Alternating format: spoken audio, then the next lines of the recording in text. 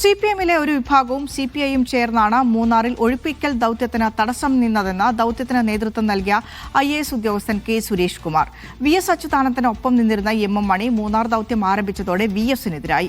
VS നിയോഗിച്ച സംഘത്തിന്റെ തലവൻ മലമ്പുഴയിൽ മത്സരിക്കുന്ന VS-ന്റെ PA ആയിരുന്ന A. സുരേഷിനായി പ്രചാരണത്തിനെത്തി.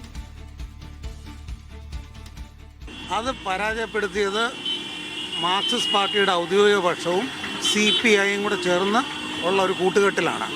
അവരാണ് അന്ന് ആ ദൗത്യത്തിന് ഏറ്റവും അധികം സഹായിച്ചത് UDF ആണ്.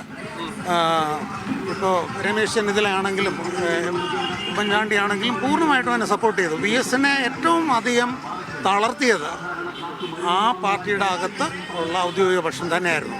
5-ാം ദിവസം MM മണി VS പക്ഷം മാറി ഔദ്യോഗിക പക്ഷത്തിലേക്ക് ചേരുകയും ഇതിനെ അന്ന് മുതൽ ശക്തമായി എതിർക്കുകയും ചെയ്തു.